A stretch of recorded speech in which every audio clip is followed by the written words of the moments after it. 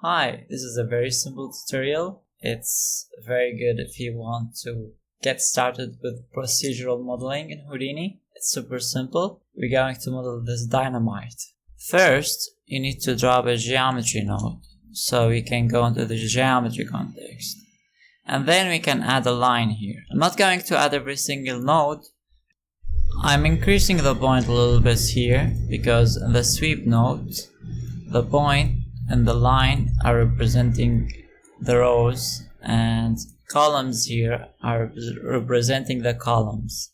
Inside the sweep node, we need to select surface shape, round tube, and this is by default quadrilaterals. And we need to apply scale along curve, and this will allow us to use a ramp to control the shape. For example, we can make it shaped like this. You can play with the shape however you like. This is what I found working. Now here basically I have a group node and I have keep binormals and it's set to primitive, and I have the direction pointing upward and spread angle shrinked, so I can just select the top face. Now I can use a bully extrude, but I'm only using inset, and I'm using the group we just created top. Here we can select it from the group, or you can type it in, and then I'm exporting the group top extruded, and then I'm using the top extruded to extrude it further another time so I can have it shaped like this.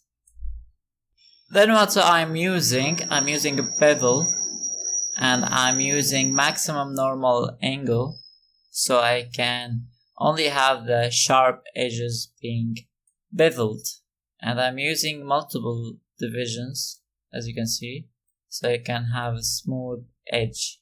I'm not going to go over the color, so you can check the first comment if you want to go over the colors.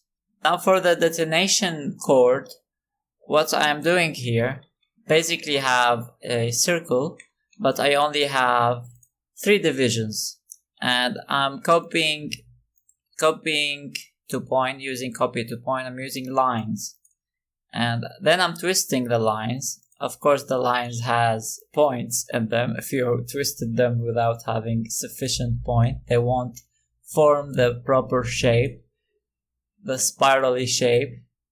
Then I'm using a sweep node, but this time I'm not applying scale on curve, and I'm controlling the radius until it's somewhat reasonable, and of course surface shape, round tube, and then I'm using transform so I can have it in the correct location. Now what this expression is doing is taking the null node bboxy.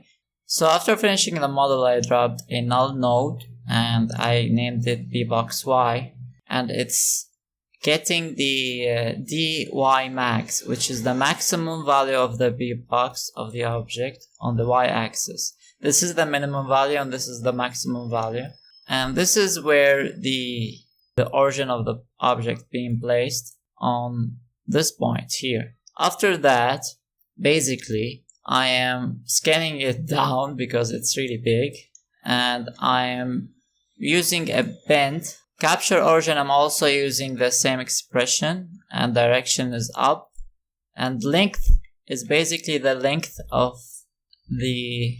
So this is a little bit complicated. I should have done this before that, and taking the length of the line itself. Should have done this before the transform, but that's fine. This should be the length of the line, and this way I'm bending it like this so I can have it a little bit stylistic.